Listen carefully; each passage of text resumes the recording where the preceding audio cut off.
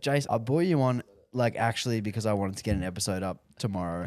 I didn't have anyone I to live talk close. to, and you just live around the corner and you don't train, so I Yeah. figured you'd have some free time. Yeah, barely work. But no, I had you on a couple months ago, and we wanted to get onto some coaching topics, and we kind of just ran out of time because, as I'm sure you've figured out through the first 20 minutes of this pod, we can yarn together quite a bit. Yeah, good at that. So how would you describe your coaching system? Well, obviously you had previously sent me this question. I think it's hard to describe any system, right? I think it took me a while to get a system in place for my coaching. That took me fucking ages, eh? I feel like what I do and the way, okay, let's just have a look at that question for a second. When we're talking about a system, the way I interpret that question is like, what are the important things that influence my decision making? Is that how you interpret that question? Well, probably even more holistic than that. Like, you know, I guess yeah. What does determine your decision making is probably like the best way. Because the other side of my brain is like what my master's dissertation on is like, what does my system look like? Like, what does my procedures look like? What does my framework look like in terms of delivering coaching? Well, yeah, honestly, all of it. So I think I would actually like to talk about the second half of that because obviously that's like an area of interest for me. But in terms of like what influences my decision making, it's obviously it's a host of things, but probably the first thing that came to my mind when I read that question was communication. So I think a lot of my decision-making process is based off of communication that I have with the lifter and not, I mean, yeah, for sure. Hey, look, I'm looking at your training, looking at your E1 RM, looking at the trends, bar speeds, all that sort of shit. But I'm also saying like, how are you feeling? What's going on? How's work? How's your kids? And I think a lot of that is a big influence. And like anyone who's been coached by me before would know that like, you know, how hard I push for feedback. And if I'm not getting any feedback, like I kind of struggle in a way because I need that. And like, that's how I like to make decisions. Yeah, I think like the data is important, but I probably put a little bit more emphasis into the person, like their well-being, their enjoyment in training, because all these things actually kind of end up dictating what you do with like volume and intensity and how hard you're going and how long you can go hard for. Like, you know, like I'll just use Evie an example because most of your listeners, all three of them, probably know who she is. Like, you know, for her, right? Like I know what works well for her. Like we run the same fucking program over and over and over, but it's hard. You know, I could look at that objectively and be like, this works. Let's do it all the time. But it's fucking hard and it requires investment. So, you know, when we finish Sheffield, the prep for that, I'll sit down and be like, how are you feeling? How much more of this can you give me? And like, how is your motivation to train? And I'm going to assume it's going to be down. So we won't do that. We'll do something similar, but we'll pull it back and we'll adjust based on that, not based on some fucking data or some theoretical underpinning. It's going to be like, it's simple, man. Like, how do you feel? Oh, I'm kind of over it. Sweet, we'll do something easy for a few weeks. We'll do something different. Yeah. I think that's probably another tenet of my like coaching. I was thinking about this today when I was like giving feedback and doing some work. Like another thing that I really try and do is keep it simple, like not confuse people. And I feel like we're probably on the same page when it comes to this. Like the last thing I want to do when I'm talking to someone is confuse them. I think that's a real unnecessary thing that can happen. What do you think about that? The confusion part or the whole Just whole like thing? overcomplicating simple concepts. This is a simple sport. Yeah, well, I'm huge on like simplifying things down to like one or two things to think about. Like I used to have this joke with this training squad that I used to coach back at Lift, like way back, 2019, where like there was this one dude who I coached who was like fucking loudmouth. He was like just run amok. His name was Matt Cherry, and he was the best, but he was like just a maniac. Just a nightmare. And he used to MC our comps that we would run. And whenever I would have lifters, you know, I'd have lifter hit a successful third squat. And he would be like, oh, Coach Hayes telling him to bend his knees and straighten them. Like, and just like shit like that. Because I literally would say like, hey man, just like sit down and stand up. Like it's not that difficult. Yeah. Because like, I feel like psychology is so important. And if you have someone, particularly with technique, overthinking, oh, is my foot screwed out to the right amount of angles? Am I like, is my pelvis too anteriorly tilted? Like all these little things that they do matter, but they don't matter as much as the effort matters. Yeah. And if I can get someone to think less and do more, Yeah. provided their technique actually looks okay. Like if it's a shit show, I'll, you know, make some changes, but it will always be basic things first that are going to make the biggest difference. But yeah, I think like overcomplicating things is something that I definitely used to do. Yeah, I was just about to say because that. I used to be someone who would be like, no, your left elbow is more tucked than your right elbow. You need to get your elbows so that they're even, and like, you know, very specific about technique and like, oh, your technique's breaking down at this load. We're not going to exceed this load until, you know, until it's perfect. And I think that held a lot of people back early in my coaching days. But you have to learn from that. Yeah, exactly. It comes from a place of trying to be helpful. And I think this is a really big key to this discussion is your current coaching system or your current coaching methods, programming, the way you coach technique, the way that you talk to people, psychology, everything that underpins your whole coaching system. The current one is just you doing the best that you can do in that moment for the person. You're not trying to hold people back. You're not doing things deliberately wrong. Yeah. You just haven't learned a better way yet. You're just doing it the best way that you can in that particular moment. It's like a snapshot in time. And also, it takes time to develop that sort of system that resonates with you as well. Like, look, I'm not surprised that we have a similar approach when it comes to like being simplified. But look, we both love powerlifting and coaching, but we're not overly complex people. You know what I mean? So people probably don't come to us for like this like in-depth biomechanical breakdown of their lifts or anything, because they're like, yeah, well, you know, you can tell from, I mean, I don't put much on social media, but you do. You could probably tell that it's like basics, do them right, do them for a long time, keep it sustainable, and you'll fucking get where you want to get, right? So I think, you know, there's different coaching styles for different people, and that it should reflect your personality and who you are. And there is a market for that, though. Yeah, like, fuck yeah. There are a lot of people out there who want that. Yeah, and I definitely went through a phase of like wanting that and like wanting to be like that.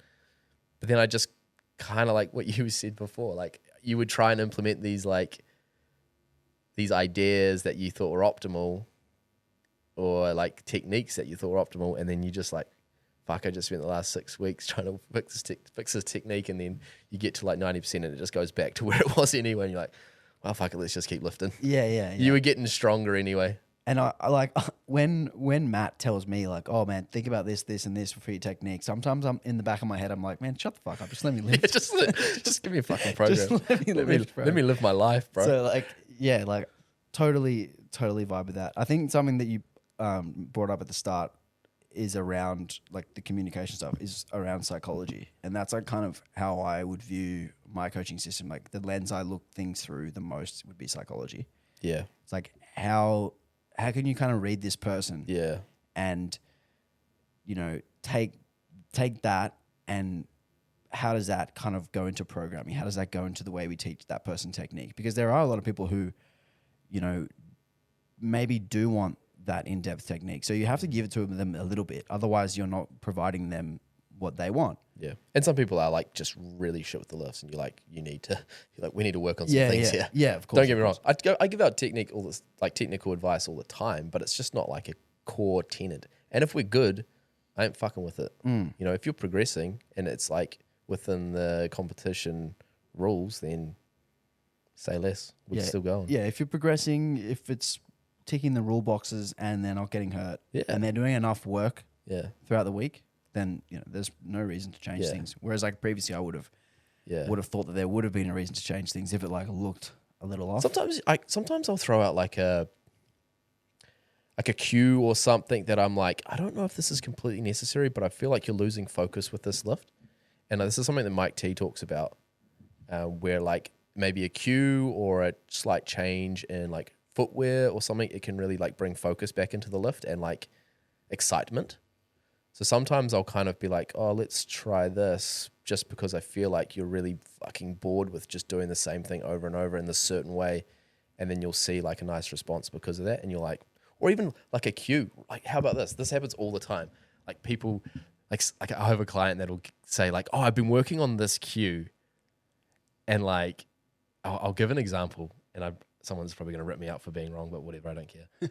But like one of my clients was like, they said to me, oh, I really focused today in the bench on breathing into my stomach and like bracing through my stomach.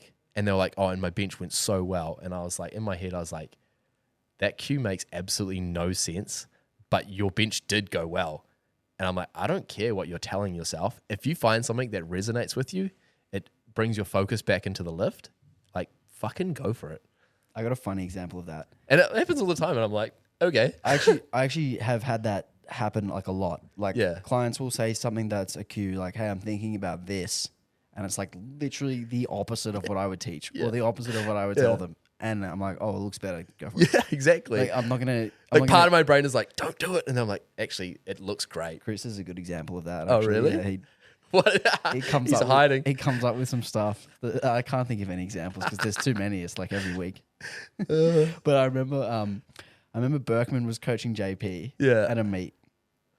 And wait, who was throwing out more cues, fucking JP or Burke? No, but JP was instructing Burke on what cues to give him. What, on the platform? Yeah, on the platform. Oh, bro, I can't handle that. Are you a cues dude on the platform? No, I don't say anything I've anymore. never seen I've seen you handle. Yeah, I used to be. I don't say. It's such an Aussie much thing anymore. Such an Aussie thing. But JP got Berkman to say on his squat descent hamstrings. Oh fucking hell! And like I have no idea why. But he made all three squats, and he ended up winning. Exactly right. At nationals, so it's like job done. Yeah. But to me, hamstrings in the squat doesn't make a ton of sense to me. They don't do shit. Yeah. But it's the thing, right? It's like, well, we don't care how we get there. It's the end result that's what's important. Bro, it's about the journey, not the destination. Yeah, exactly, bro. No, this is about the destination, not the journey. Exactly right.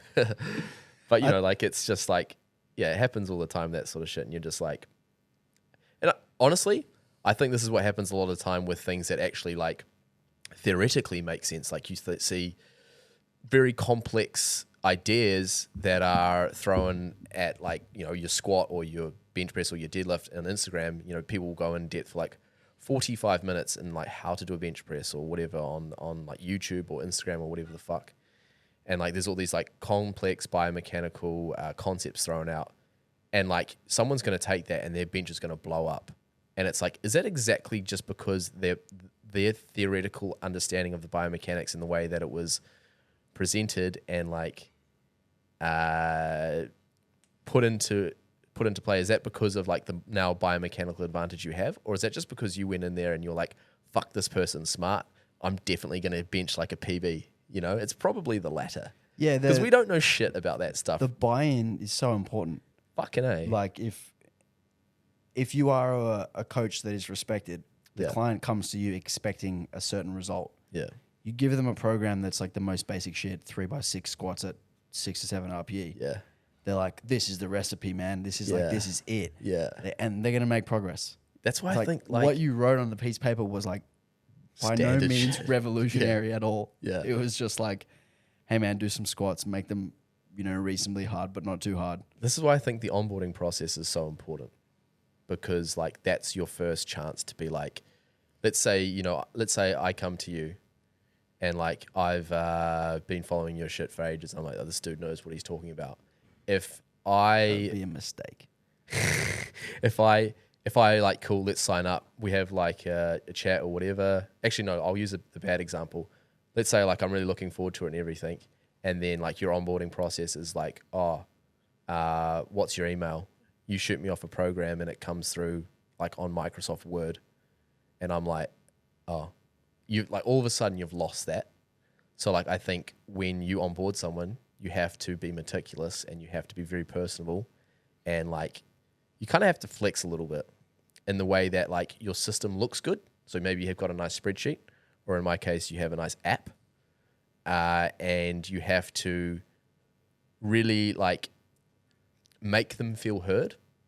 I've got a online questionnaire that I have people fill out. I don't always call people. I know you call people a lot more. So that's like a great way to start.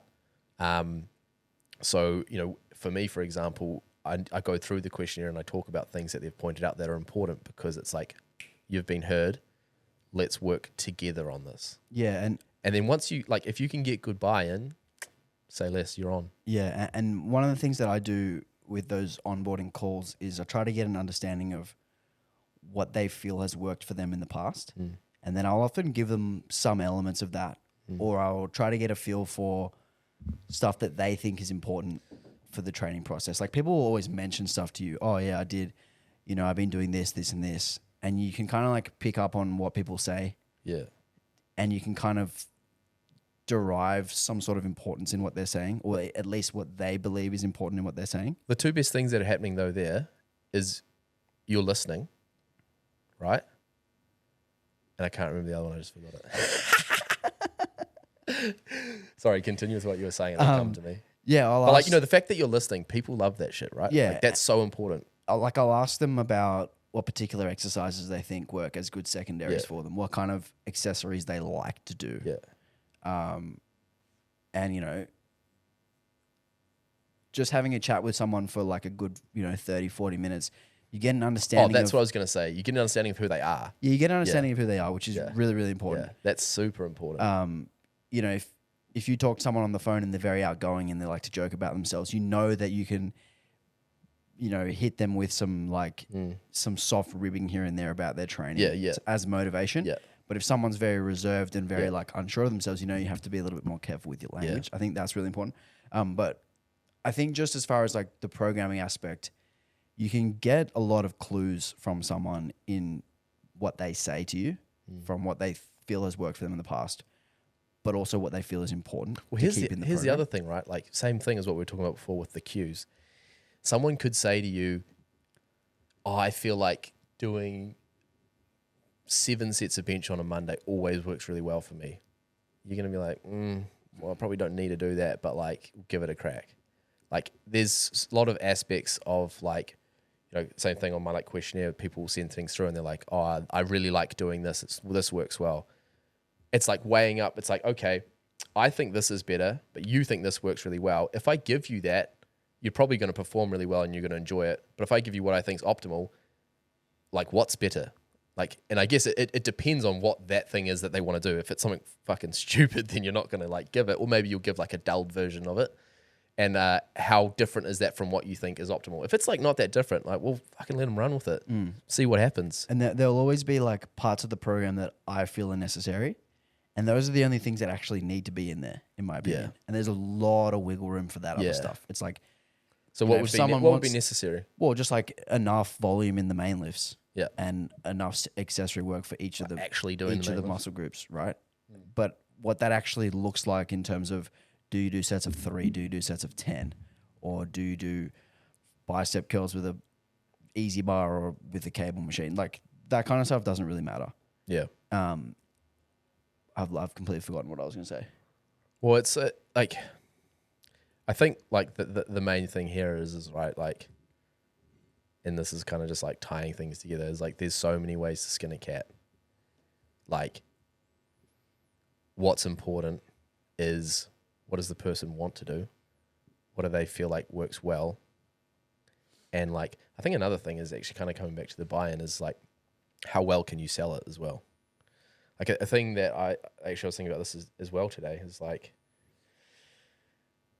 I think another key component of like my coaching is like getting the client to understand why we're doing and explaining it. Like a lot of people, well, I mean, I don't know from I actually do from my own sort of experience getting coaching, but sometimes you'll just get a program and you're like, cool, what am I, like, why am I doing this? So I think like an important thing in my eye is like explaining to them why we're doing it and like where we're going with it. What is this going to look like in the future? And like just giving like a good background, and then they can be like, okay, cool, this is why I'm doing this. As opposed to like you give them like, 5 sets of 10 floating deadlifts and they're like, why the fuck am I doing this? And you're like, I don't know, I thought it'd be funny. Yeah. There's got to be some sort of justification. Yeah. Yeah, there has to be a reason for every decision. Yeah. But then you often always also have to communicate that reason. Yeah. It's like, it's also like, how much time do I have to communicate every little decision that I make? Yeah, and for me it's like, very clear that the main lifts are the main lifts. And it's the secondary movement is usually something where we can either get in additional volume or we can attack some sort of a weak point or some sort of a technical flaw. Yeah. And those are the things that I think are important to communicate. Like, yeah, like especially like wacky variations, right? Yeah, like, okay, we've changed your high bar or your front squat day or your safety bar day. We've changed it to a paused low bar day for X, Y, and Z reasons. Sometimes I'll just say, oh, we're going to change to close grip because just variation for the sake of variation, because we've been doing just 3 times bench a week for ages, and I think you should just change it up. Yeah, and that's enough of a reason. Yeah, but I'll always say that. Not always, of course, that's a bit of an exaggeration, but a lot of the time, like, if I'm going through the program, this is what's different, because I do mine in 4-week blocks, and I'll go through and like talk about the changes and be like, this is why we're doing this. And sometimes some people are like you just like, when you've talked to them, everything, they don't give a fuck. They don't want to know. They don't care. They're just like, give me the damn program. Yeah, but then that comes back to the psychology. Yeah, component. exactly. It's like, that person doesn't need to know. Yeah. So, and like, then you don't go into the detail. And like, I'll often talk to people at the start of blocks, be like, hey, we're going to push this variation, or we're going to push squat and bench this block because they were going well last block. Deadlifts haven't been going great, so we'll keep them sort of at, maintenance, whatever. And we're going to aim for roughly these numbers in week 5. Yeah. And it's like, cool, now I have a direction. See, that's good. Yeah, I like that. Like, that's something I've tried to do, but more recently, we actually talked about this not that long ago. But I should do more of is like, this is where I'd like you to end up. I think that's a really good thing because it gives, as opposed to being like, oh, let's end up at an RP of 8. It's like, well, I would like you to end up. What does that mean? I mean, there might be a block where I'm like, we're just going to keep this really easy. But something I think that I should do more of is going in and being like, hey, we just squatted 270 this block. It was good, but you're fried. Hey, look, this block we're going to work up to a 7 at probably like 245-ish. So, when you're planning week 1, 2, and 3, and you're just thinking about what you might do, then because I know you give numbers, like a lot of the time I don't give numbers, it's just RPE. Then think about what you might need to start with in order to get to 245, and the jumps that you might like to take week to week. Of course, like go in and work to the RPE because that's the ultimate goal right here, because that's what's on your program. But plan it a little bit in advance, and I think that gets people thinking about, what am I doing here? Stops people from overshooting. And if people do that really bad, then I will just prescribe numbers. But I think that's a good point that you make. Like, where are we going? Yeah. Something that I've really liked doing lately is running like the same block back to back, but having the first block finish like at an 8. Yeah. And then you start again. Run it to a 9. And then you go to a 9 or a 10. Yeah. And then you tell them, and you make very specific, all right, this first sort of 4 or 5 weeks, we're going to stay in the pocket. we're not going to push to that normally what we would in week 5 or 6. We're going to come back to a week 1 and then we're going to go right through. And you're giving numbers through this? Well, like, you can do it both ways. Do you always give numbers? No, I don't always give numbers. What percentage of your clients would you give numbers to? When we're talking about numbers, I mean like prescribed numbers. I would say it's probably 50-50 at this point. Okay. Yeah. Mine's probably like 85-15. Yeah. Oh, no, that's bullshit. Probably like 80-20. And like, I think a lot of the clients who I do give RPE to, I'll give them like a load range every week. Yeah. And some people you can just trust with RPE. It's usually quite a small band as well. Oh, so you do give them a load range? I'll give them a range. Oh, so when I mean numbers, I mean like ranges. Oh, okay, because I'll give strict numbers a lot of the time. Yeah, yeah. Sometimes we'll give open RPEs, like maybe like 25% of my clients will get just really. See, I'm like the exact opposite. I probably give numbers 25% of the time, and then 75% of the time I give. To be fair, it changes closer to comp, but 25% of the time I'll give numbers. And this definitely something that comes back to my own personal bias. Yeah. This is like what we were talking about before with having a lower body lift in every day. I personally like having a lower body lift in every day. I personally like hitting prescribed numbers. I also like having sort of freedom towards the end of blocks to pick a number. So do you think a lot of that's shaped by your own experiences in training? Yeah, definitely. Because my first experiences of getting a coach were RPE. Yeah. And I didn't like it. Yeah. Because the decision making took away from the enjoyment and the effort for me. Yeah. A lot of what you can see that happen with people. Yeah. A lot of what I really like about the gym was like, it's a time for me to be on my own where I don't have to think and I can just train hard and just tell me what to do. Yeah. I was like, I'll go hit a set of 5 at 8. And I'm like, oh, fuck, what does that mean? Now I have to pull out a calculator. Now I have to film my last warm up and look at the bar speed. And it's just extra stuff that gets in the way of the end result. And if that prescribed number is like 2.5 or 5 kilos, what you would end up with on a normal 8, does that matter? Yeah, no, it doesn't really matter. I think like for me, like I'm probably a little bit more like I like the control, but more of a control freak. But load gives you the most control. No, it doesn't. If you're coaching me and you tell me to do 255, I'm like, fuck, does this dude know? How does he know how I'm going to feel on Thursday at 5 o'clock after I've been on the piss all weekend? You know? Well, I would give that's what I mean. RPE gives you more autonomy. Yes. So I like that. That's probably why I moved towards it. I also think, this is kind of tangential, but like I think that RPE allows for a little bit more coaching. It gives you a little bit more to talk about. So that's kind of like a little selfish reason why I like to use it sometimes, because it gives me a bit more things to address on a week-to-week basis. But I also think that like when I say that, what I'm saying is like I'm teaching you about RPE week to week so you can have that autonomy to utilize it when life turns to shit and the numbers that I predicted 3 weeks ago aren't going to work. See, I often hear, because I do my programs weekly, I see what happens in the week before and then I make a decision. Yeah, I mean, I review it every week, so that's kind of a bad example. So like planning a whole block in advance with prescribed loads, I think is a mistake. Yeah. Because you don't know how someone's going to respond and you don't know where they're going to finish the block. Yeah. Exactly. And you don't know how their recovery is going to go. You don't know what's going to happen in their life. Yeah. But if you chop things up week to week, it gives you more flexibility to make those changes.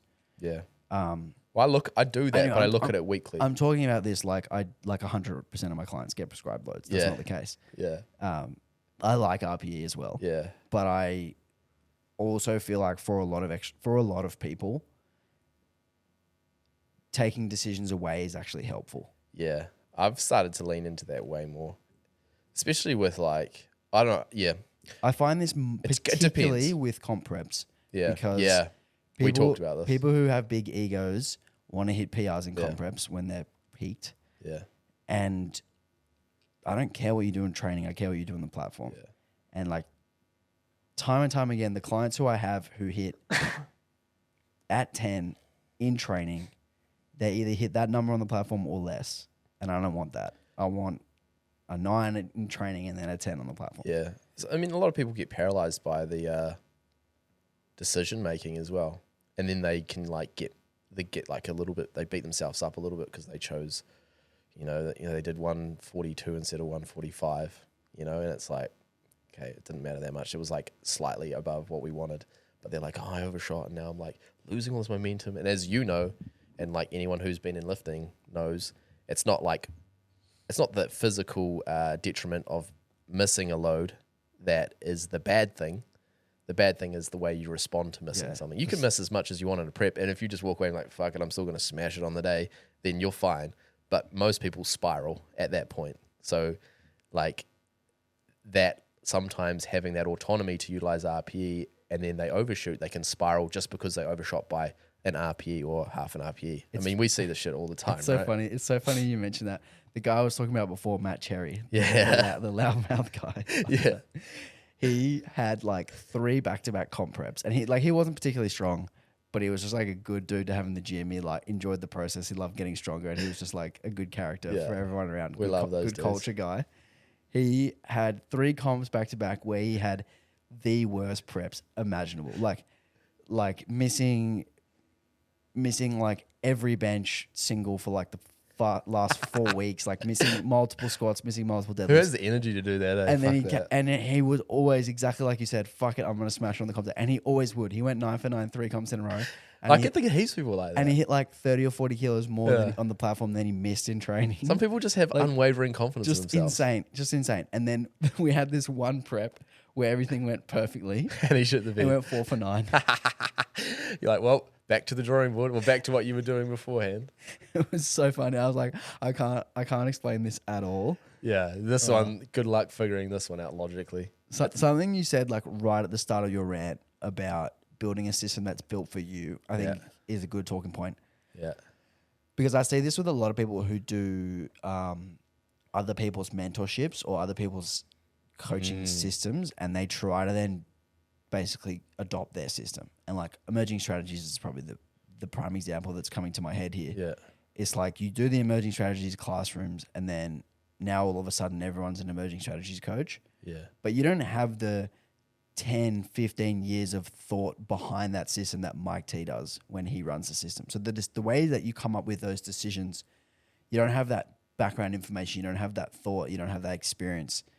The way that you make decisions when you're, tasked with them throughout the course of a process or a coaching system, it's not the same because it's not something that you've come up with on your own. Yeah, you kind of could get lost. Exactly right. It's like you need to actually understand your system back to front so that if X scenario pops up, you have Y answer. Yeah. And if something's going really well, you know why, and you can identify why in the system it is.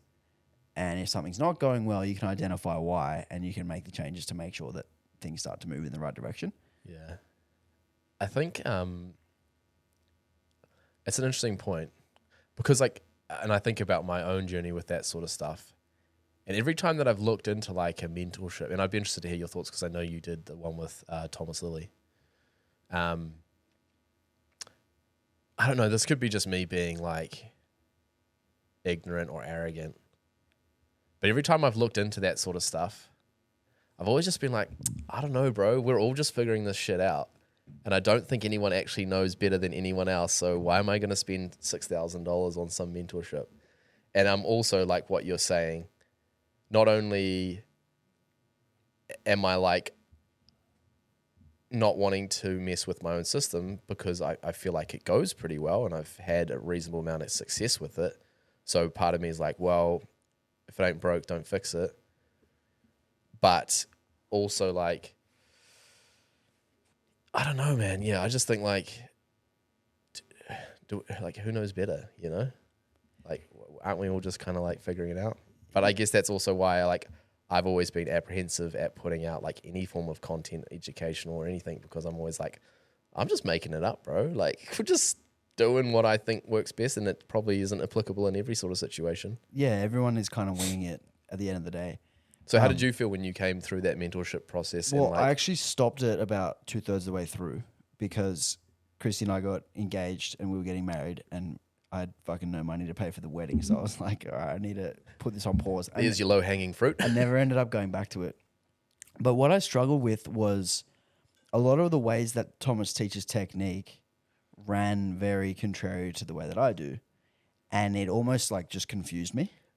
Yeah. And I ended up being like, okay, like this makes sense for your system. But if I teach it this way, I have to change all of these things in my system. Like I can't take a couple of dot points from what you're doing without revamping the other things in my system. So it was hard for me to just like take a couple of concepts and be like, okay, that makes sense and that works perfectly within my system. It would have required me to like overhaul a lot of what I do. That's the technique stuff. Yeah. Programming stuff, like I learned well. I learned a lot. He does like a lot of biomechanics stuff for each of the lifts at the start. The way that he teaches the lifts in person with people, I find really useful. Like the first thing he asks, clients is like, where does the power come from? So like identifying which muscle groups are responsible for the lift tells you which joints should be moving, which joints should be stable and still and tight. I don't even think I can answer that question. Well, it's very simple, but ass. It's a really good way to like simplify the lift and almost like dumb it down for someone and be like, okay, you're doing a squat. Yeah. Your torso needs to remain rigid and tight. Yeah. Your hips and your knees are the ones that are doing the moving. So like keep it that way. There's obviously like finer details within that, which I liked. So there was definitely some things that I took away, but it wasn't like I didn't come through that system thinking like, okay, I'm now Thomas Lilly 2.0. You weren't indoctrinated. And he actually said that at the start of it. He's like, I don't want to have 50, I was just about to say that, 50 Thomas Lillys out there. Yeah. I want you to think critically about the stuff that I'm saying. And if it doesn't work for you in your system, I want you to throw it in the bin. Yeah, that's a really good way to teach. And if it does work for you, then, take what you can, adopt what you can and try and fit it in. Yeah.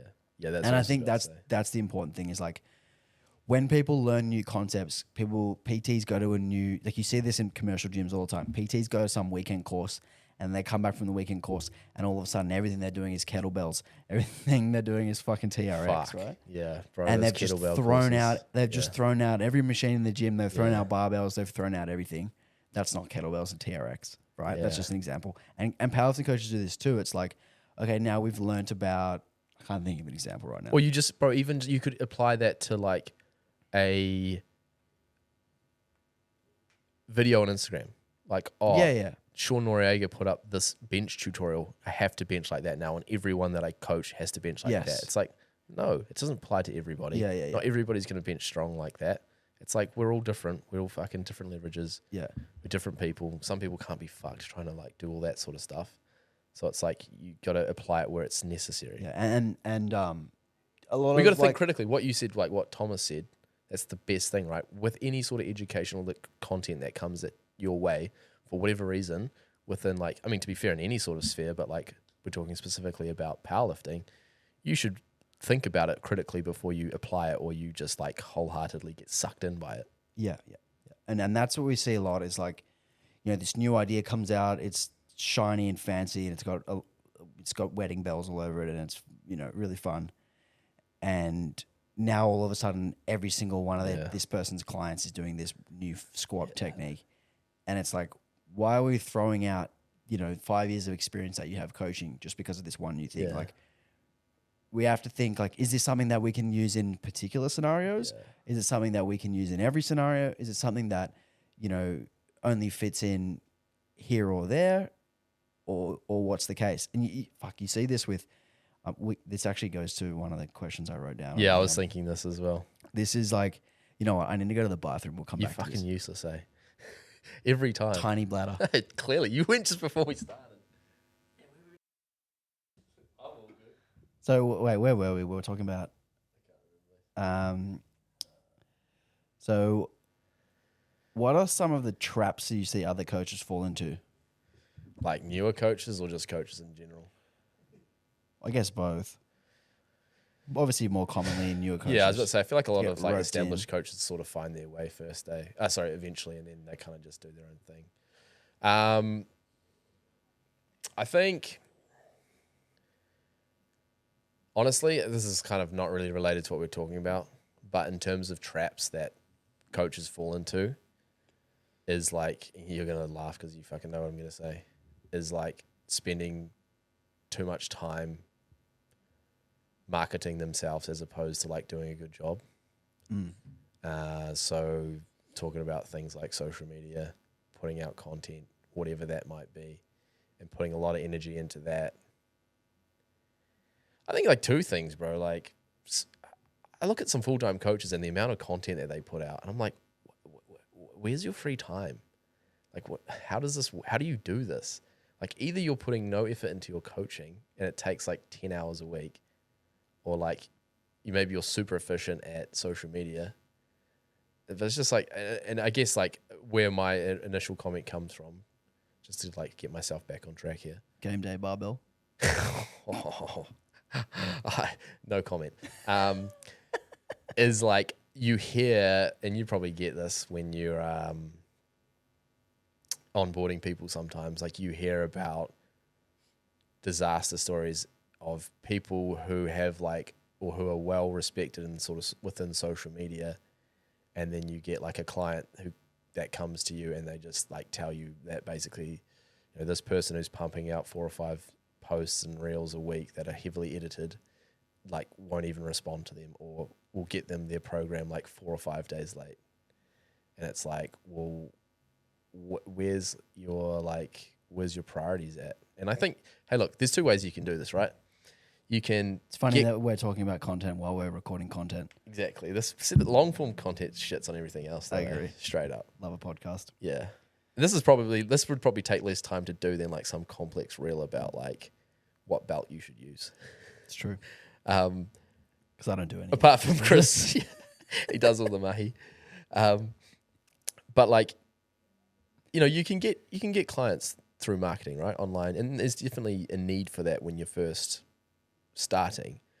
I think some people who like start coaching start throwing out educational content straight off the bat. You're like, excuse me, like, where are you learning all this? Well, I think this even, like, I think we can actually backtrack. Okay. I think there's people who get into online coaching who have zero in-person coaching this is a good experience point. first, right? And they're trying to tell you how good of a coach they are. Bro, you haven't coached anyone. You haven't even seen anyone squat in person. Like, all of the information that you've learned from like your own training and from learning shit you've learned online, but you've actually never worked with anyone. So to me, that's a big mistake that coaches make, going online first. Straight into the online sphere. Before they do the in-person stuff. But yeah, you nailed it. Like, instead of showing people who aren't your client how good of a coach you are, it's probably a better idea to show your actual clients how good of a coach you are. Because so sensical. Because I can tell you right now, majority of the clients that I get are from referrals from my current clients. Same. Because they're like, he does a good job. Yeah. My friend's getting into powerlifting. Hey, you should. I also think you get, I mean, I don't really have experience with getting other clients, but I hear these things. I think you get higher quality clients who have a little bit more of a buy-in because their like close friend or whatever has been like, look, he's good, or, you know, she's good. Yeah, well, the person follows you on Instagram for a long time and they see your clients doing well. Yeah. They see the occasional content that you put out, or they listen to your podcast, and they get a good sense of how you do things and the results that you get, and then they're bought in and they go for it. But like, content on its own without the results to back it up, that's why the content that I really like doing is just like my client's results. Yeah. Okay, here's my client. She added 40 kilos to her total. Yeah. I think like, I mean, like, I should preface all of this with the fact that I completely come from a place of being biased and that I just don't like doing content, and I never have. Like, I tried it in my early days, not my thing. Did you? Yeah, but like... Are they still up? Yeah, like we used to have like I used to have a website. I would like write articles. I did like fucking 1 or 2, to be fair. That's how Weekly Weights started. If I have like every now and then I'll have like a thought that I'm like, I want to put out there. I'll put something out there, but I probably haven't done one in like the last 3 years. I mainly just post my own training and like repost my lifters shit. But that's like my bias, right? So like I come from, and like that's something that I'm like most proud of with my coaching and like being able to establish it into a full-time business, is that I was able to do that without pumping out content and like going heavily into like online marketing. It was just through like, honestly, if I had to think about it, it's just through referrals and like showing up to competitions and meeting people and just like always being there and like volunteering when I'm not even coaching and just like showing face. That was the biggest thing for me was running meets Yeah. and being at all the meets. Like I was at every Got to be fucking present, man. I was at every powerlifting comp in Sydney for probably like a 4-year stretch. Yeah. And I always had clients. And if I didn't have clients, I was refereeing. And, you know, people who were new would see me with my 10 clients. And they'd be like, oh, they're doing well. You know, what's your deal? Well, that's the other thing. Like, do a good job on comp day. Come up to you. Yeah, yeah. Being visible on comp day and doing a good job. Yeah. Lifters make lifts, they win. Yeah. I think if your like social media strategy is to get a lot of eyeballs, the thing that you should be selling is not coaching, because that's something that's like a very personal decision that someone has to make. And it takes like a lot of buy-in and knowledge of a human before they, you know, like get into a relationship with another human, right? Whereas like if you're trying to sell a product, like if you're trying to sell powerlifting apparel, or you're trying to sell a program that's like a specific, like here's a 12-week peaking program, that's something I think that you can just pump on social media, because it's not like a very like personalized service, because it's hard to market yourself. Hey, here's the service I provide. Because the service that we provide, we've just said this, is different. So individualized. It's different for every exactly, person. bro. Yeah. So like such a good point. You can't, and I have this conversation with clients all the time. It's like, on the first call, like, oh, what kind of programming strategy do you use? And I'm like, depends. Like, we'll start with something relatively generic. Yeah. If I have more information about you before we begin, then that will give me some more clues. Yeah. But we start with something relatively generic, and the longer we work together, the more that individualizes. Such a valid point, eh? I've always thought about that. Like, doing content, I'm like, I don't even know how to. And I even had this this thought when you sent me these questions. I'm like, I don't know. I just do what's in front of me. Like play what's in front of you, bro. Like eyes up footy. Yeah, exactly. You just got to take what's like what the situation that you're presented with, and then do the best that you can. It's the problem solving, right? You don't solve the problem if there is no problem. Yes, correct. If you don't have the required information, you can't give an answer. I also think that like some people think that being a coach and being like a educator are like wholly synonymous, when yes, you educate your clients, but that there's no obligation to be like an educator to a broader audience. Like, I think that if people undertake coaching, and this is kind of doubles back to what you're saying, is like right now it's like, okay, cool, I want to get into powerlifting coaching. First thing I would say is like, don't do it. But like, I want to get into powerlifting coaching. Okay, I need to start pumping out content, and I need to start putting out like educational things. Whereas like what's actually probably better is like, I should go and work at the desk in a gym and like take 55-year-old dudes who have never been to the gym before through their like introductory program. Like, that's probably where you should start. But people are like, fuck that. Like, can't be bothered. Too hard basket. And powerlifting is like one of the few sports where you can bypass the like lower levels and just kind of like, as a coach, that is.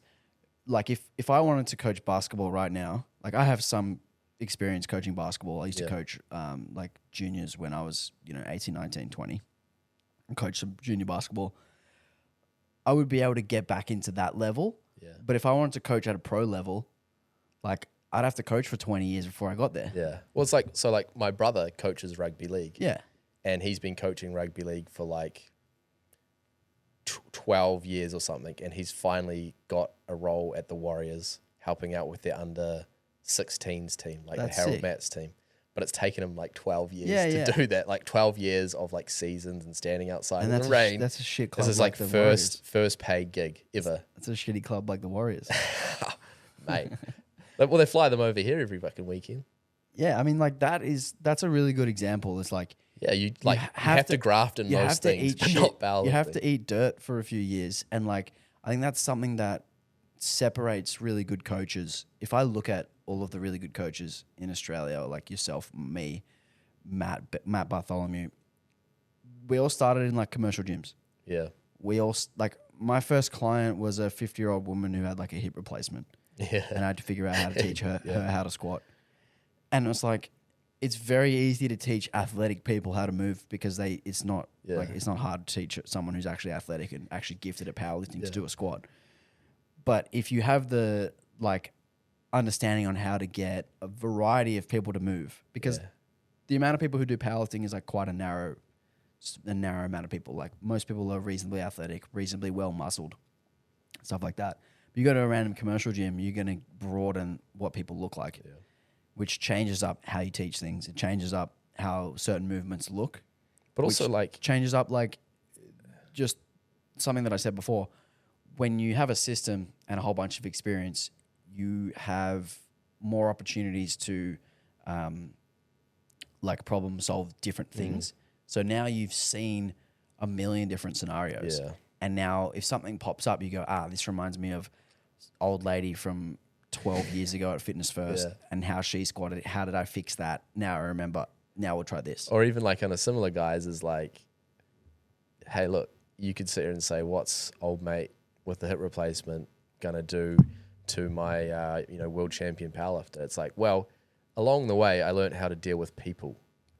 And that's what we're doing here. We're dealing with people. We're dealing with people's problems. We're dealing with emotions. And like that is like such a core tenet. And I think that's like kind of what we started talking about in the first place, right? Is this like communication-based approach where we're dealing with people. We're not dealing with machines. You know, what works for you now, it's not always going to work with you. And like, how can I understand that? And how can I understand you in order to get the most out of you in any given situation? Yeah. And you learn that through dealing with a myriad of people. And like, I always say that like I learned most of my coaching skills from fucking working in a bar because you deal with people. I might have even said this on the last podcast. Like that's where I learned to deal with people in sort of situations. And also you need to kind of learn to conduct yourself in a way that's conducive to getting the most out of someone. Yeah. And I think this ties into my next point was something that we was talking about like literally just before we started recording. Yeah. Was trying to problem solve but zooming in too far. Yeah. And like, okay, this person's bench press isn't progressing. Why is it not progressing? And instead of looking at their whole life, we zoom in on the technique, or maybe we zoom in on what the program looks like. Maybe we zoom in on whether they're, hitting their RPEs specifically. But that doesn't tell us the full story without knowing the full story. And if you're not asking all the questions about someone's life, what's going on, like what are their stresses? Is their partner mad at them? Have they been sleeping on the couch because their partner's mad at them for the last week? Like, because those things are probably bigger influences than the program. Definitely. That's where I would put the weight.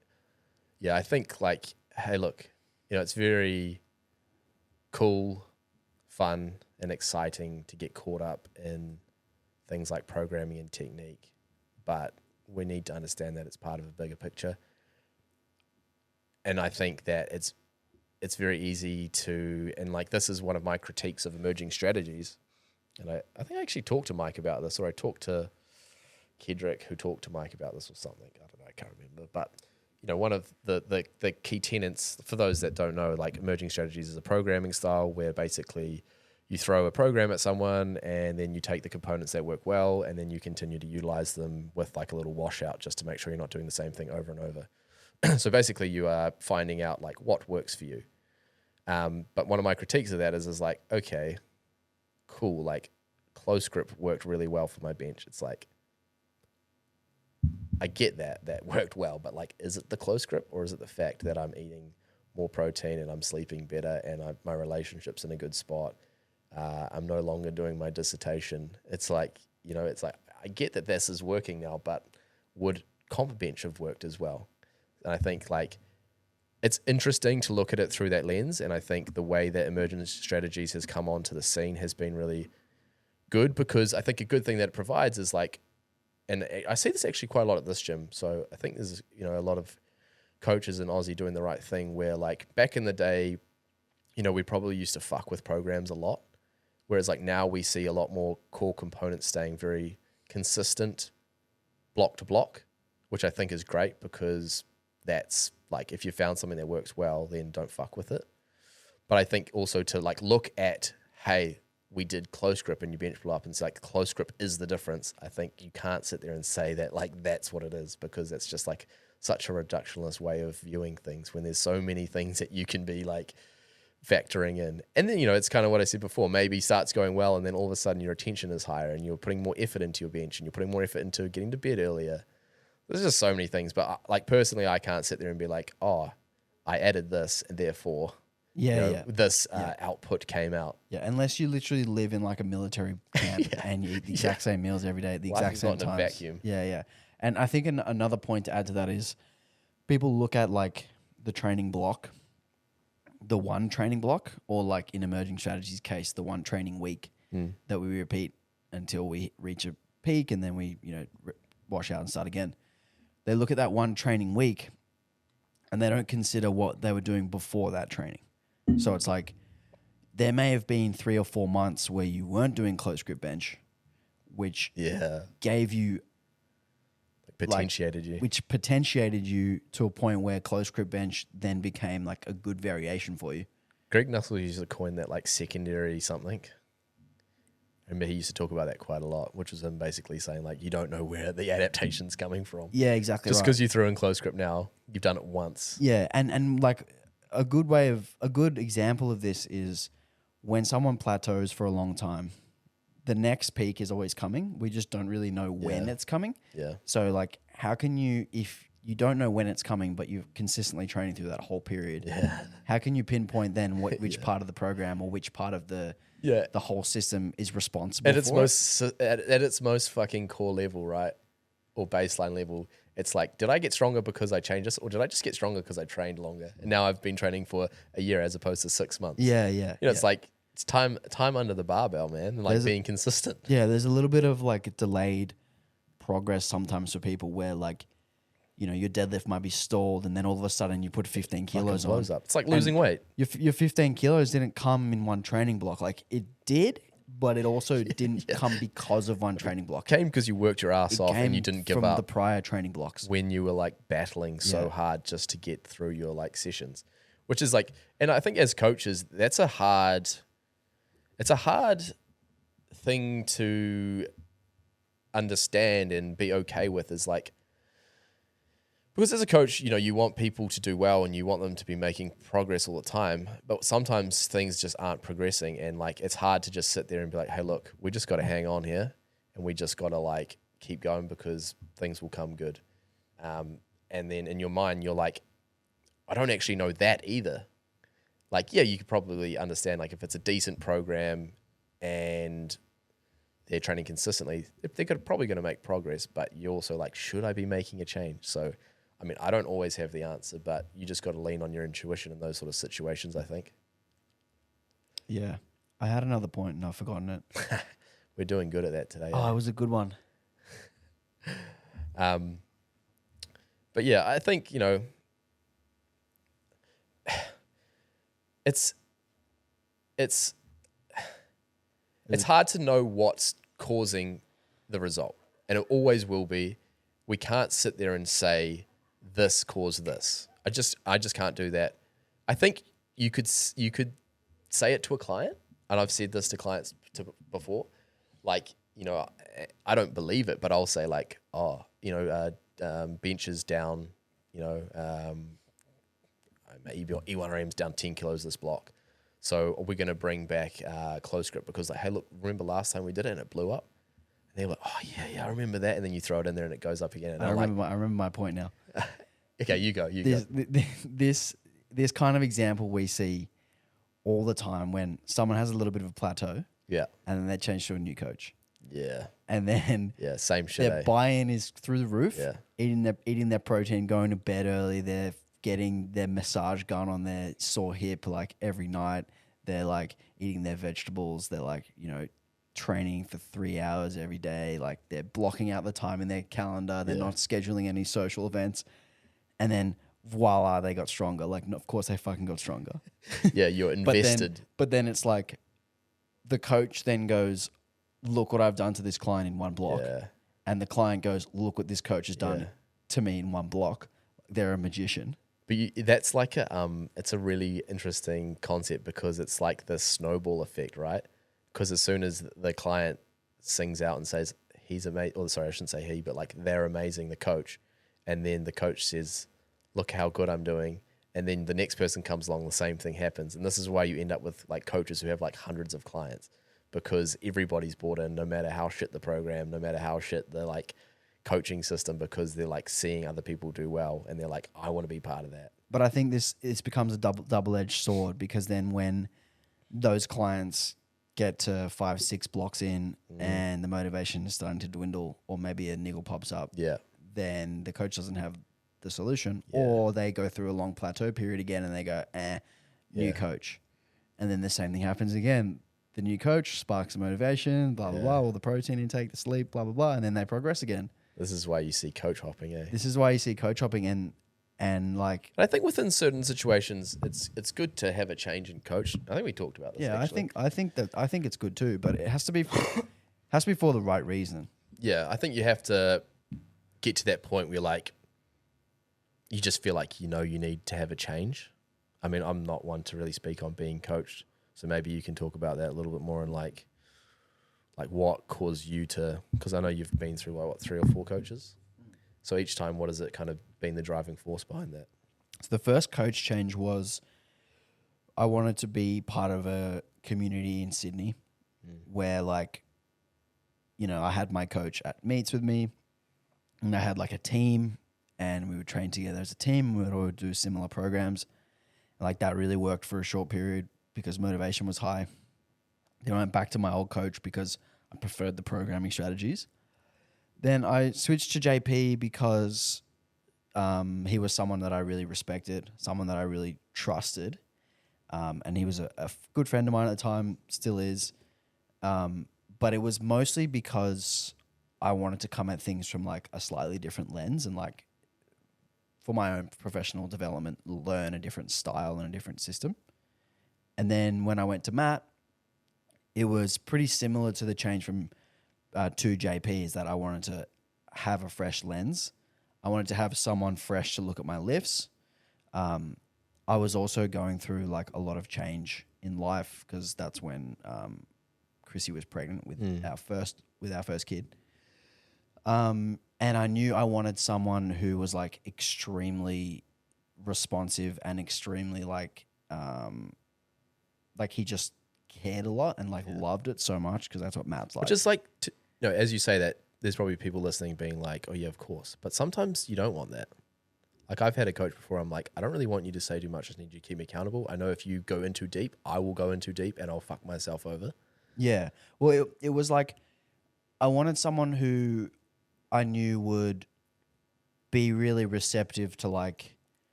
trying different things and like working with my new schedule, and like, you know, someone who I had a good relationship with, who understood me well enough to know like when to push and when to pull back, and like how to read me well.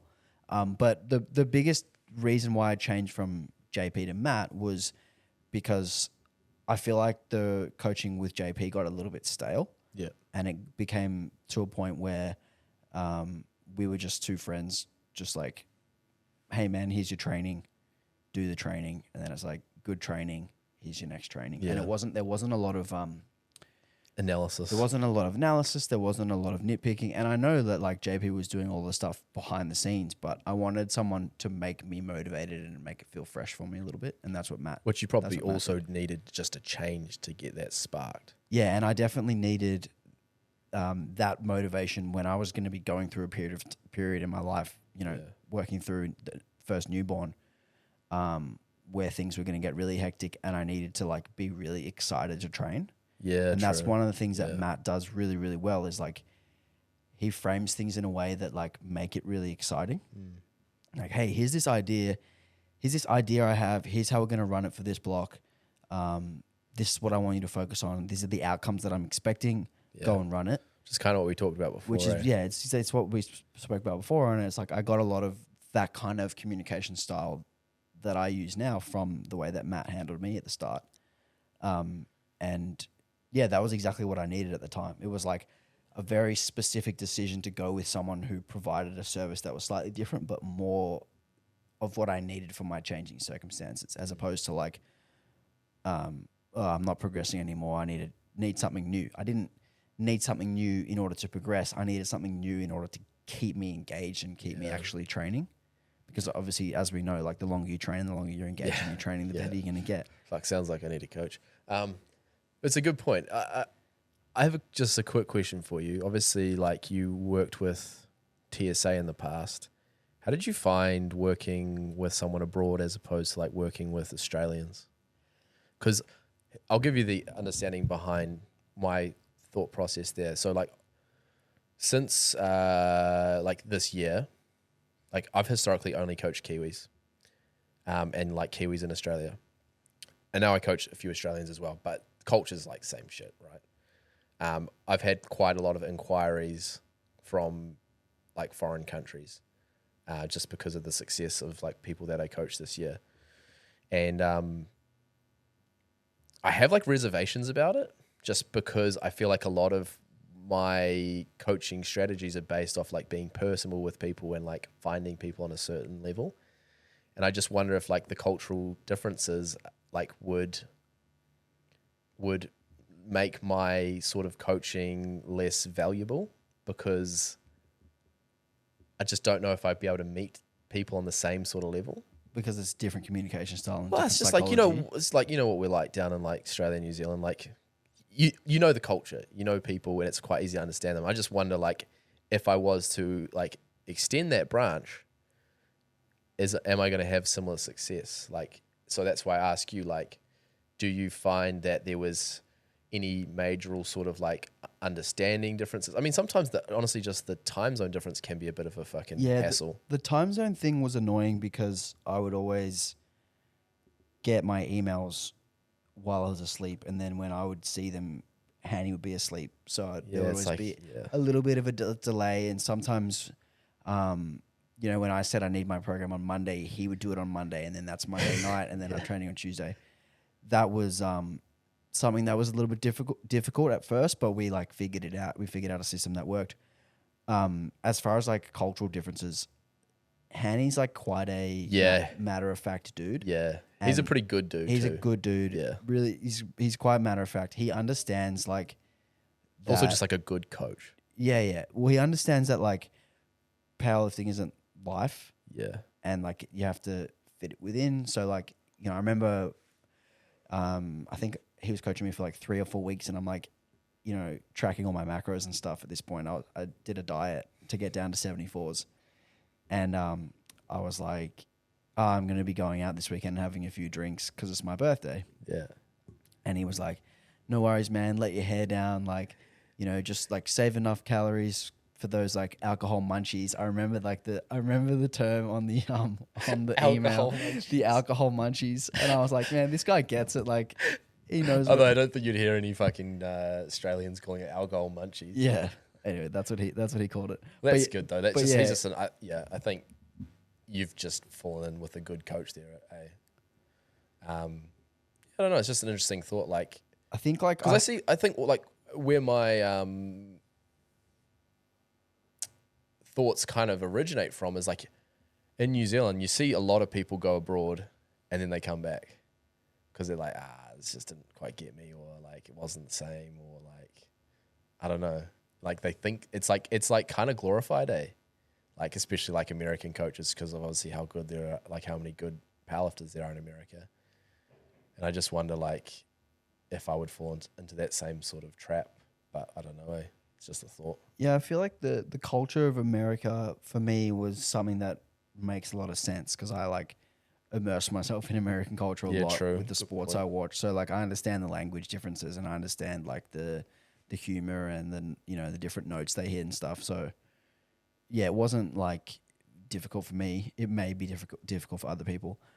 I remember Hanny I had like a really good meet, and he sent me an audio message, and it was like, Alex, you sick cunt.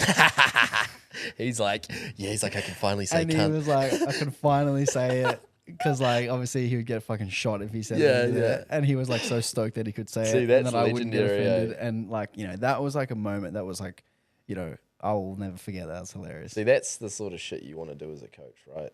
And then that just creates buy-in even more. Like, then you start to build that relationship. That's fucking funny. So what are some of the fads that you've seen come and go in the programming world? So you've been coaching since what, 2017? Before that, like 2016. So yeah, going on 8 years now. Yeah. So what have you seen that's popped up in that time, then gone away and come back? Or what's some stuff that's trending at the moment that you think's stupid? Talk some shit, bro. I think the phase that has like tripped me out a little bit and like kind of like why are we going back there is like this, like we've fallen there, like back in like 2016 2015 there was a lot of like extras that people were doing, like foam rolling and like corrective exercises and like rehab based stuff. Like a good example back in those days was like getting certain muscles to fire before you do an exercise. Kind of actually like what we were talking about before with the glute firing thing. Yeah. Stupid cues. And then it got really simplified, and it's just kind of coming back to this like overcomplication of like corrective exercises and like exercises that are going to fit your movement patterns. And I'm just like, wait, we've been here. Like, wait, I thought we came out of this, and it's like, why are we falling back into this pattern of like just overcomplicating? And you're like, hey, look, maybe there's things that I don't know, but this is just the way that I view it. And I just think we're kind of falling back into this like overcomplicating and doing a whole bunch of stuff outside of training. That's like, why are we doing this? Just go home and chill out, play some video games, have a beer, whatever. You don't need to be doing 50 different fucking exercises. So I think there's a bit of that. What do you think? Another one is definitely exercises. I mean, that's kind of low-hanging fruit. You see like dips come back in. Dips, man. Yeah. Dips. Pause deadlifts are Thanks huge. to fucking Bob Matthews. Yeah, pause deadlifts are one. That's huge. Belt squats. Back extensions. Back extensions. You can thank I fucking do like back extensions. Chance Mitchell for back extensions and belt squats. Yeah. Any like popular lifter that's like super like vindicated in a certain exercise, all of a sudden everyone's like, yep, that works. I'm doing that. Yeah. Well, I do. Larson's press is I do probably really one. like back extensions. But yeah, the one that comes to mind for me is lifters doing crazy weight cuts when I first started. Yeah, that's coming back. And that's now coming back. I wonder why. Yeah, I wonder. You tell me. Well, I feel like Evie's been a huge influence in that, as much as it kills her. Like all the people that are like now cutting weight. I mean more the acute weight cuts. Yeah, but like it's the same thing. You're 6 kilos overweight one day out. Yeah. Like laxatives and chewing lollies and spitting for an hour and like sauna and like doing the whole thing. Yeah. Really? I don't think I see that. Like I feel like I'm seeing that a bit. At a lower level. Yeah. And I feel like that was gone for a few years. There was like there's very much an attitude of I'm gonna be where I walk around. Yeah. For the like sort of lower level lifters. Nationals, obviously people are gonna like, try and fit in and be as big as they can. Try and just squeeze into classes. Like that, I don't see that as an issue. But more like, local level lifters who, aren't winning a medal at a local meet. It's interesting though, because like I feel like we're talking about trends that are like coming back, perhaps. Like I think about all those big weight cuts back in the day, and like that was when like untested powerlifting was a lot more popular. So I guess in that sense, yeah, coming back to that in a way, but obviously in the 2-hour window. I think another thing that was like gaining popularity when I started was like SBD days. Yeah. Like 2013, 2014 SBD days were like becoming a thing. Bro, I remember I used to do an SBD day, and I didn't even know I would never call it an SBD day. Yeah, me too. I was just like, I'm going to do all 3 lifts on Saturday because I got heaps of time. Yeah, well, I had an SBD day on Saturday as well. And then that went away for like years. Yeah. And now that's back. That's been back for a while now. Yeah. I like that though. I like SBD days. I'm a big proponent of that. I think that they're valuable for many reasons. They're definitely not a necessity at all. But I think if you can fit it in and you've got like the want and desire to do an SBD day, I think it's quite valuable in terms of like just having that comp day fitness. Like I've had people that shit the bed come deadlifts all the time, throw like a hard SBD at them once a week, where they've got back offs afterwards, and then all of a sudden comp day is like nothing. Yeah, see, I've never really had anyone who consistently shits the bed on comp day that I thought would be solved by doing an SBD day. Oh, don't get me wrong. There's heaps of and like hey, like just like we were talking about before, you don't know what actually caused the change, right? So that's just like my interpretation. I guess if you say to someone, hey, like you need to work on your comp day fitness, we're going to put in an SBD day, and then they go in, try really hard on that SBD day, and they have that buy-in. Yeah, perhaps you get that outcome. I've always thought SBD days were super overrated, and that why? I feel like the output that you get at the end of the day isn't the stimulus that you're after, like particularly for the deadlift portion. You mean that like you're kind of like fucked by the time you get to deads? Yeah, if you've done a hard squat session and a hard bench session, like what are you going to have left for deadlifts? Like I don't really, But then you've got to know that, right? I understand that like you can put a secondary day there, but would it not just be better on another day? But even then though, like why are you trying to maximize performance? Like I get what you're saying. Well, you're trying to maximize stimulus you can get in, not necessarily maximize. But the stimulus doesn't matter what the load is because the stimulus is like relative to exertion. So your exertion's the same. But perhaps the amount of volume you can get through in that session is less because you've done the squats and bench before. I just think of like, again, I'll use Evie as an example because it's easy. Like post Worlds last year. No, what year are we in? 2024. In 2022 in South Africa. Like that was one of the big changes we made. And like since then she hasn't missed a lift. But hey, look, again, then she changed a lot of things. But in that situation, like what you're saying is 100% true. Like her deadlift is always down by the end of that day, but we know that she's going to get like 10 kilos more on the day, and it always comes together. See, I think that like for a lot of people who maybe aren't Evie or aren't like the best in the world, having the deadlift session on its own gives you a level of confidence that when you get to the platform. Yeah, true. You have to kind of take that on the chin, eh? Yeah, so if you hit the deadlift after the squat and the bench and it's down a bit and it's less than you've done in training, or less than you've done in it can cause you to spiral. It can cause you to maybe think your deadlift's going backwards. Yeah. And without having that trust in the program or in the coach or whatever, it can be hard to get that person to mentally believe that they can do what they can do. Yeah. And deadlift is the one lift, in my opinion, that you just need to go in with like all the confidence in the world and not think. So my preference is always to split up the main squat and deadlift days and know that like your performance on the deadlift day when it's on its own is probably going to take a bit of a hit. But as long as you bake that into the competition plan, that's fine. I'd say most of the people that I program like an SBD day for, like most people don't have the primary on both days. Like there's primary squat and primary deadlift. It's usually like the secondary. Like a lot of the times I'll do like a secondary squat day with maybe primary bench and then like some deadlift singles, just like 6 sets of one at like 75%. So that's like the most parts. But like I do have people who it's like for Evie, for example, like full single 3 back offs, single 4 back offs, single 3 back offs. See, and it's just like hectic. Like the idea of an SBD day if it's like quite low volume, like that kind of a thing. Even though that's not really that low volume. That's a lot of volume. And then you get it's low volume and like the back offs are like 5 RPE. You get to the deadlift and you're like, you've only done a top set. Yeah. And you're doing the SBD day to mirror a competition so that you can kind of predict what the performance is going to be like, right? Rather than and to get the fitness. Because otherwise, like, I don't really see the need to get the fitness up. Like, well, that's the thing. You don't need though. any fucking fitness for a powerlifting comp. Like, you just don't. But look, I get it totally, but it's not always just a physical fitness as well. It could be the mental fitness of like going through a hard day like that, and like you take that into a competition. Which yes, you can look at a competition day in a vacuum and be like, that's not hard. But like mentally, it can be quite fatiguing on people. And if you're kind of doing something similar week to week, then it's just like, hey, I'm just going to go do what I normally do, but I'm not going to do the back offs. I feel like a hard deadlift session is harder than a comp. A hard squat session is harder than a comp. Yeah.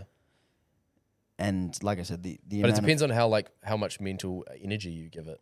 you know, like it's not always the process of lifting 3 heavy things or like say 9 heavy attempts that is tiring. It's like, it's everything else that goes into it. Yeah. Well, my counter to that is you're not going to do a practice competition every Saturday. No, because definitely that's not. absurd. Yeah.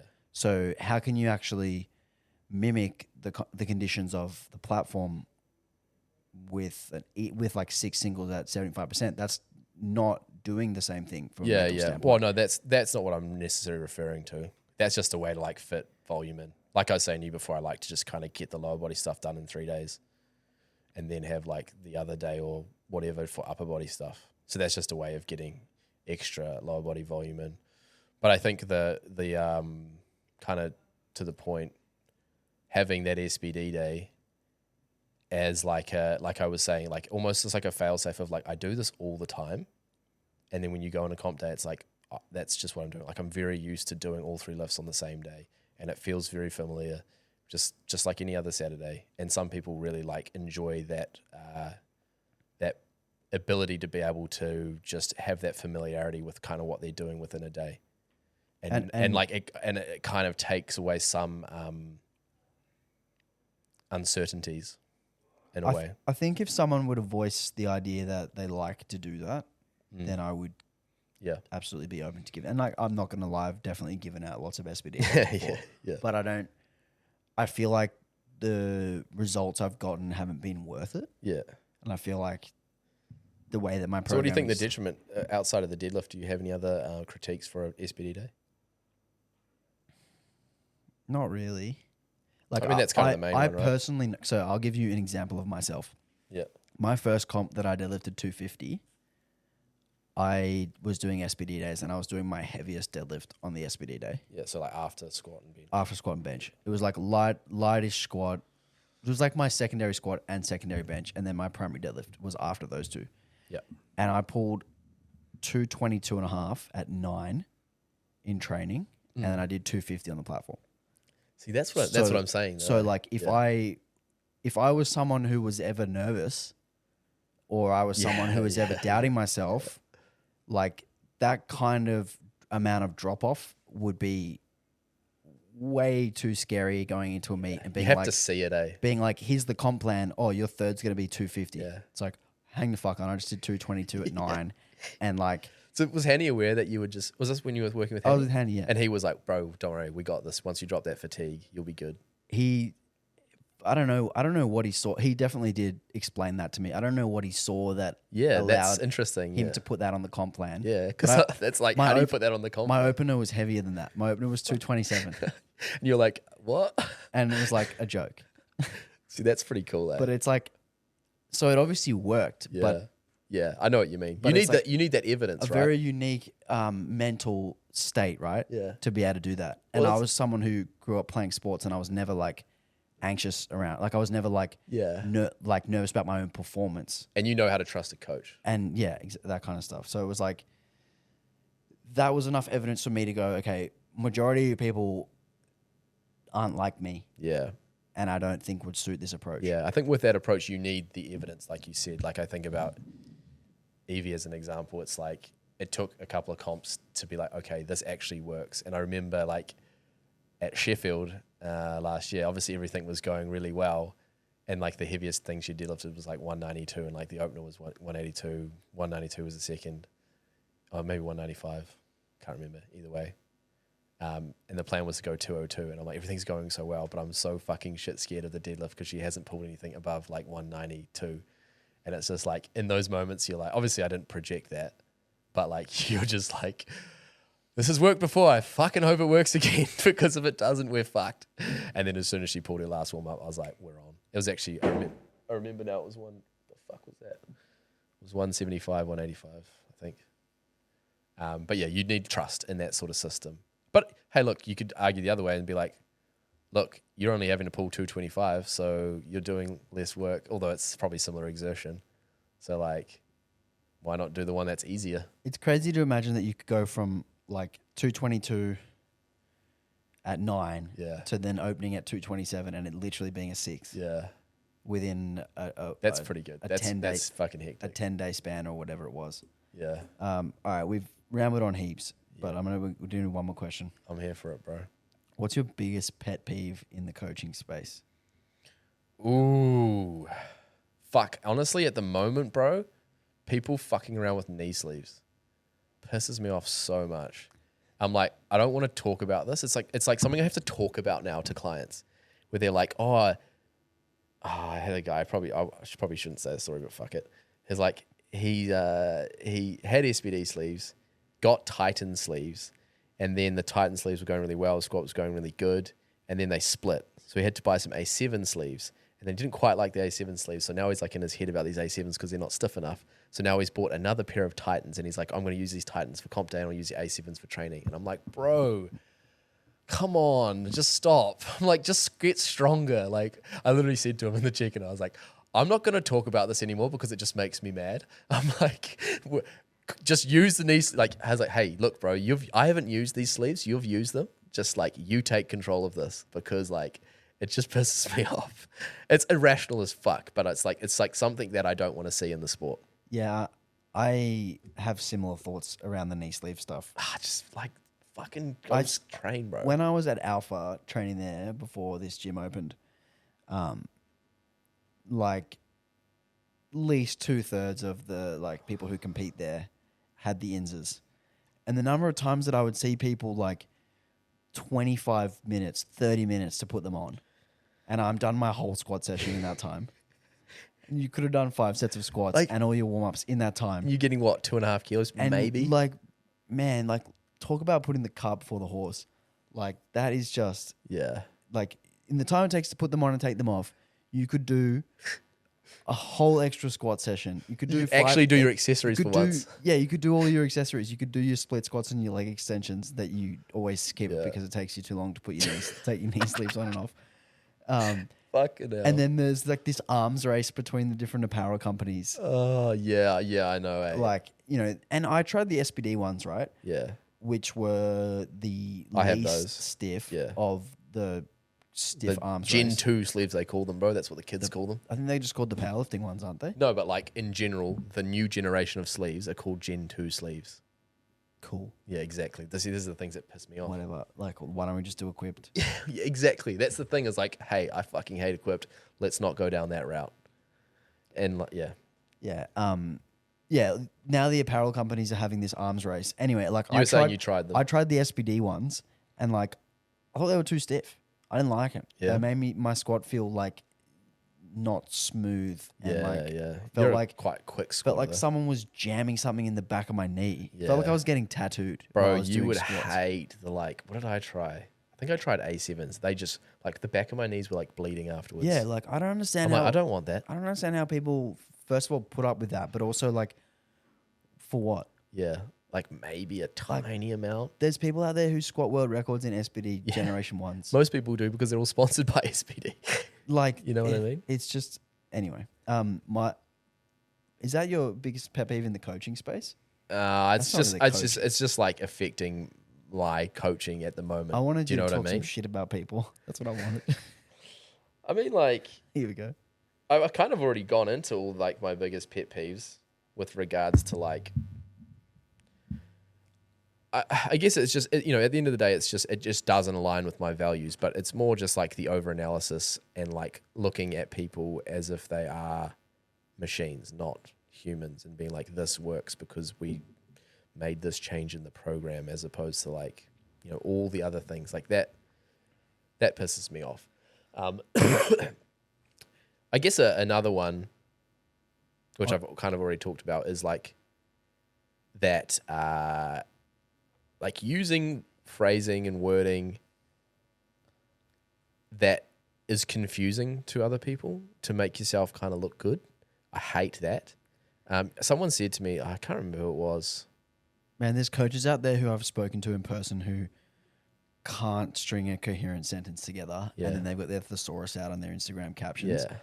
That pissed me off. Anyway, sorry, keep going. No, you're right though. It's like who are you trying to impress here? Like yourself or people watching? Are you trying to make people feel dumb?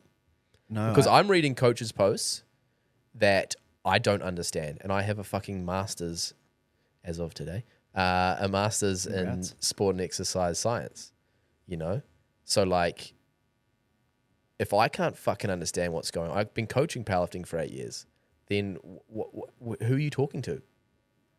You know? So Yeah, like, there was this huge shift, and I don't know if this was true in New Zealand as well as Australia, but it was so true in Australia with coaches diving down these rabbit holes and learning these complex, usually biomechanical things, yeah, and then writing these posts to make other coaches impressed yeah, rather than trying to talk to their audience, which is yeah, exactly.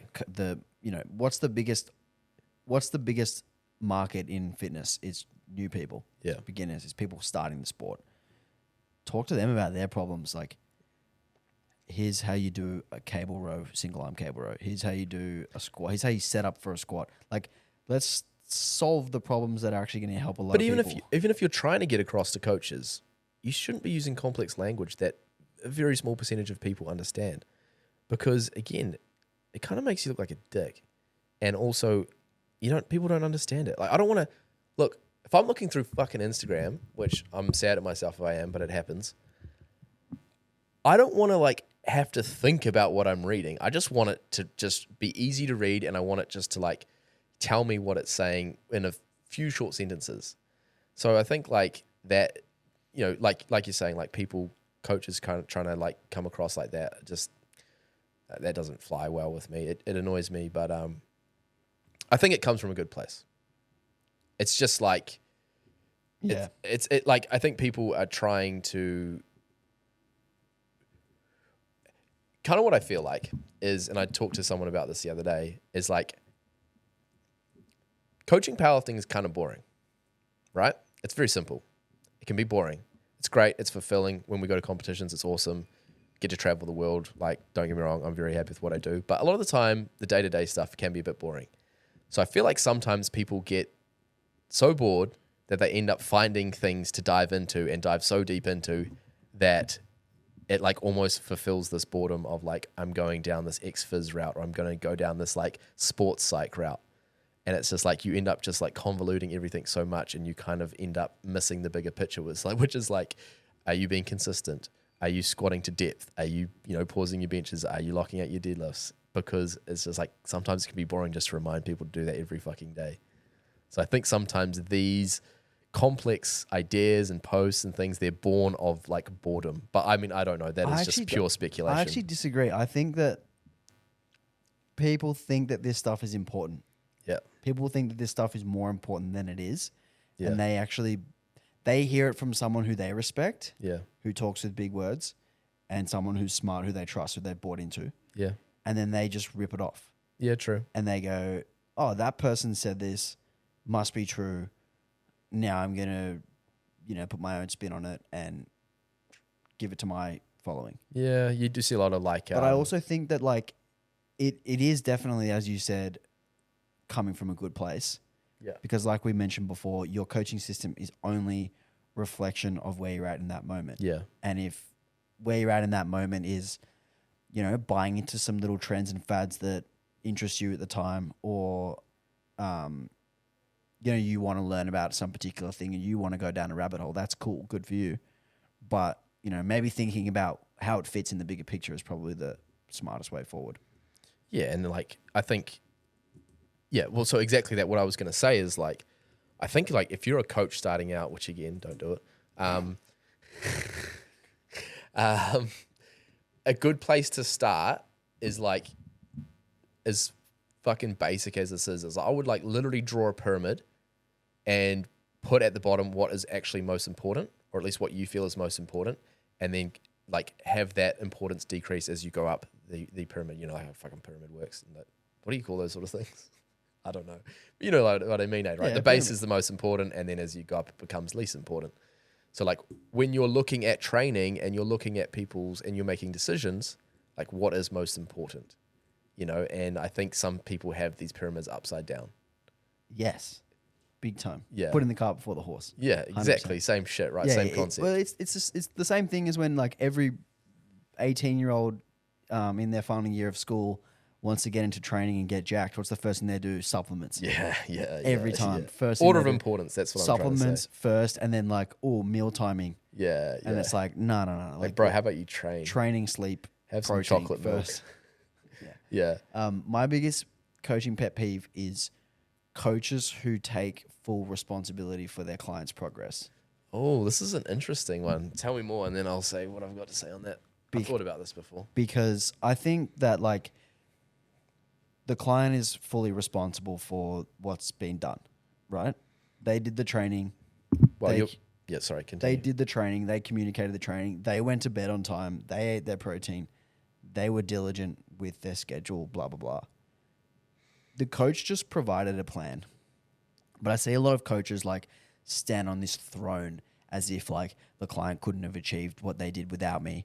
And, you know, their success is only because of my actions. And like, do you understand what I mean? Yeah. Like, do you remember Joey Flex and his rant when Marcellus called him out? Oh, when he was like, I bought Mikey a house. Yeah, like my dudes are buying houses. Yeah. My dudes are like moving Because out of of the me. hood because of me. And like all this, like that kind of attitude I fucking hate. It's funny because, you know, when you said that originally, my first thought goes to like not falling on the sword when your client does bad.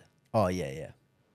Which I think is also an issue. That's kind of the other end of the coin. It's like when things are going well, it's all because of me. But when things are going bad, it's them. pointing blame on them. Oh, did you go to bed on time? Oh, did you know what I mean? Yeah. It's because I feel like some coaches will deflect, you know, and a big thing that I think about when you say this is like, say you're at a competition and a coach puts in the wrong number and like you and me are like, this is definitely not going to get this.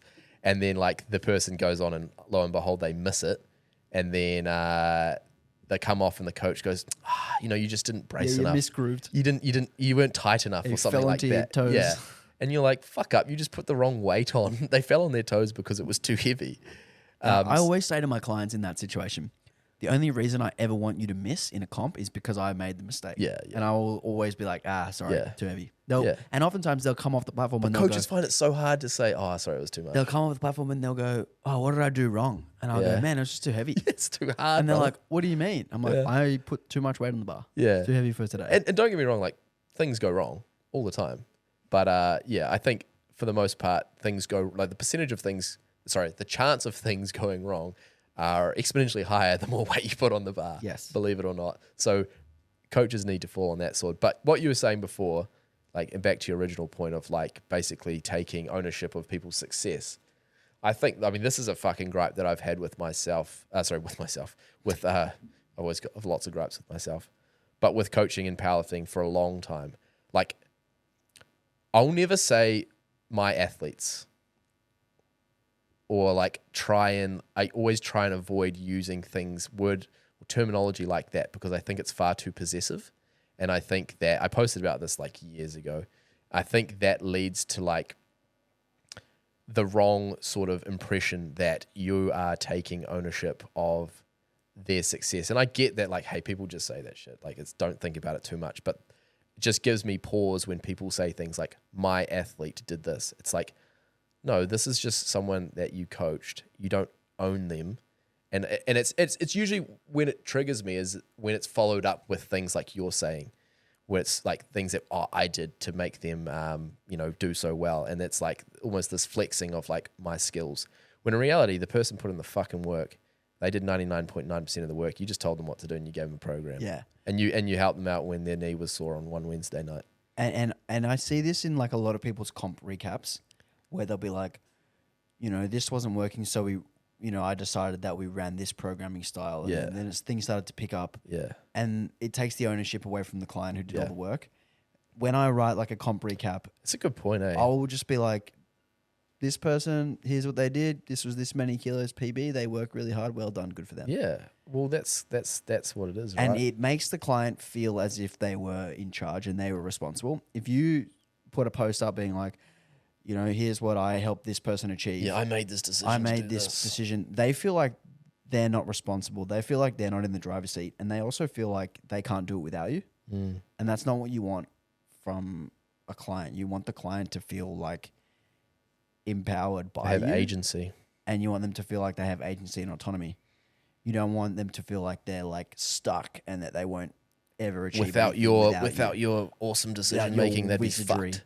Yeah, it's so true. It's it's like that partly falls into my my like issues with social media content, right? Is like I don't want to come across as someone claiming people's success, and I never have. And the only reason why the only things that I ever fucking post is like just reposting what people have said. So I don't even like I'll do I could do like a comp recap for Sheffield and like Worlds, but that's like a team thing. It's like nothing without me. exactly. That was basically what I said. But like I think the other side of that coin is like, posting comp recaps and stuff is like if you post one, then you have to post everybody because then all of a sudden you're giving priority to everyone. And I don't want to fucking do 50 comp recaps, so I'm not going to do one. Yeah. Yep. The other side of that is the clients who then make the posts being like, this coach is a wizard, this coach is a magician. They do the same thing. They take the ownership away and they almost belittle their own achievements. And do you sit there and you're like, why do you think like that? Well, it annoys me because it's like this person achieved something with hard work and effort. And now they're deflecting the achievement to their coach who wrote some numbers on a spreadsheet. Yeah, and like, don't get me wrong, coaches deserve credit. 100%. But the amount of work that we do disproportionate compared to what they like. Yeah. How long do you spend writing a program and giving feedback per client in a week? 45 minutes. 45 minutes, right? Yeah. And how many hours do they spend training? Like 5, 6, 7, 8 hours. Choosing the right food, sleeping. Exactly right. Yeah. It's like the effort that you give versus what they give is just not. It's so disproportionate. It's not on the same ballpark. Yeah, it's a fucking good point, man. I think it can get taken way too far with coaches just claiming these sort of things. I can see Chris is ready to go. Chris is so mad at us for being here for so long. We'll wrap it up there. How do you? This is a one-parter. I'm not editing all of this. Long form content, mate. Should we wrap it up then? Yeah, we'll wrap it up. How do we wrap it up? 2.5 hours. All right, ciao.